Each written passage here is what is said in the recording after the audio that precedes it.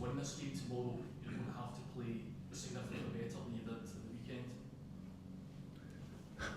Yeah, but it's two totally different games, totally different opponents. You cannot compare these styles. And would you have said the same if we would have scored 4 goals that game, if it was 4-1? Would you have had the same question that moment? Because we had really good opportunities and the goalkeeper made 2 really good saves. It could have been 4-1, and then you maybe would have said, Rangers, 4 goals against Steaua Bucharest, now 4 again, and it's another perception. So it's again about this perception, emotions, everything. We won the game against St Mirren. We wanted to score more goals. Yes, we had these opportunities also. We took several of those good. Goalkeeper played also a really good game. We get a goal against where there could be a foul whistled also. I didn't want to go in that discussion after the game. That's another discussion. There are a lot of things. So it's now next game Aberdeen, better opponent than St Mirren, yes, but was Steaua Bucharest a worse opponent than St Mirren? Also not, but there we were efficient, we took the moments and we played a really good game out of that. And Steaua Bucharest created better chances maybe than St Mirren did, but at the end it's 4-0 and there's a perception around. So it's about looking at the reality, and that we need a top performance tomorrow against Aberdeen, that we know. And I'm confident the team is going to give that. St Mirren did have a number of chances to score more than one. Do you have to be, defence have to be better? Yes, we talked about that, we showed images about that, because it were the several similar actions that they could do that we don't want to see, and it's also one of the strengths of Aberdeen. So we had a separate meeting with the defence about that. So that's a concern for you? No, it's not a concern, it's taking attention towards that, because I don't think that other teams in the league play games without conceding chances also.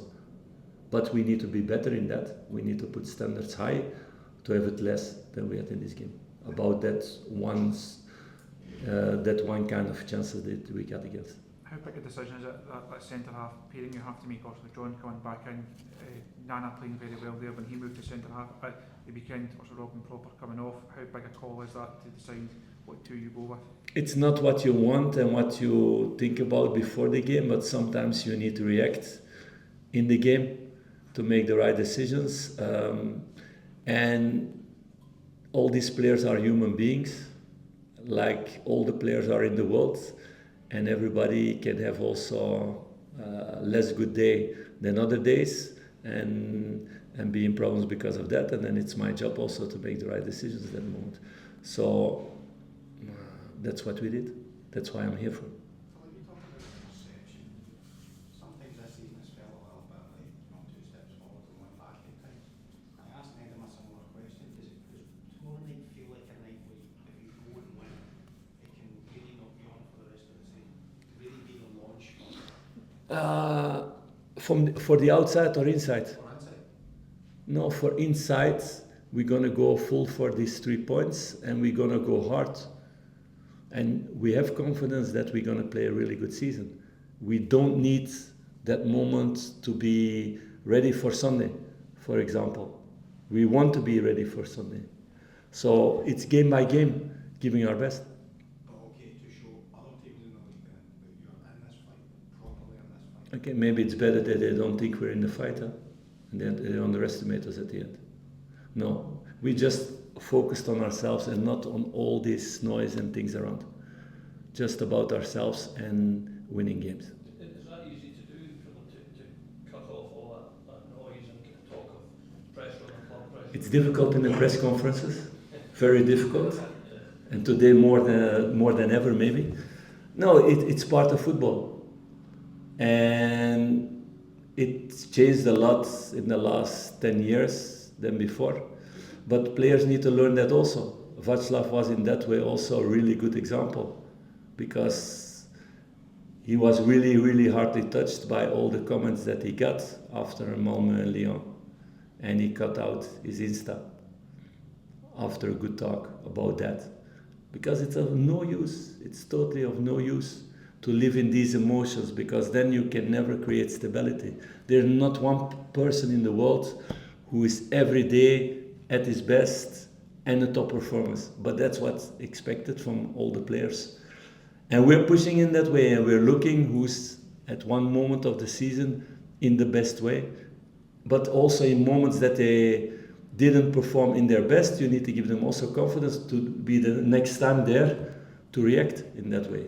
So if I would listen to that and read all of that, then I would make a lot of bad calls, I think. Because, for example, Chenny would not have played after Lyon, and he was the most decisive player that we had the last couple of weeks, for example. Have you had other conversations with other players about blocking out that noise, especially when they come to a club Yes. where there's more noise than perhaps they're perhaps used to? Yeah, no, that's a different world, and in that way we're still working on making steps with the group. And it's not only about that, about noise and all those things, it's also about playing every 3 days, playing European football combined with domestic games and having this rhythm of games. Your body needs to adapt, your mind needs to adapt. So we're working on all these things with a lot of players where it's the first time that they are in this situation. You have others who are more used of doing that, and they can help in that way also in the dressing room, because it's crucial. This club is about winning every game. If you win, it's good, or it's normal, and if you lose, everything is really bad. So you need to live with that, and you need to have this ambition to be next time on top to win it. It's about that every time, all over. And if you create then consistency, then you get results at the end. I suppose things have changed so much recently in the last few years, Philip, with social media and the focus on players after games, especially on social media, different from when you played. Oh yeah, it's much different. That moment, everything was just cut in stones. There was not even paper. So it's a really long time ago. No, it's a big difference. It's a different life. But yeah, I had also an experience in that way when I was a player. But it's a really long story. I don't want to bother you with that. Go. So when I think I was already 30 or something. There was the first time the Fan Forum at my club, where I was captain and where I was already a long time. So it was something new. It's something, exciting, because you could read afterwards what people were thinking about you, fans. So everybody looked at that, all dressing room, and we started to talk about that also. So, and then you start to see, okay, this profile, he's really somebody who knows about football because he thinks I'm a really good player. And the other one, always critical for me, so he doesn't know too much about football. That was a reaction by every player, human. So after 6 months or something that the forum was there, we had a fan day at the club, so there were a lot of things to do around the club, and we had a training with the team. And I had to be referee for a football game of all the people from the Fan Forum. So they all came to play football. So I was really interested who were the guys who know everything about football, and who were the guys who know less.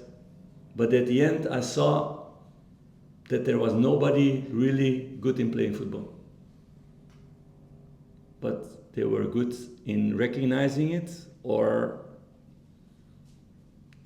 not recognizing it from my side. So in the end, it's not only what you see on the pitch, it's also all the things around. Life, dressing room, training, all these things.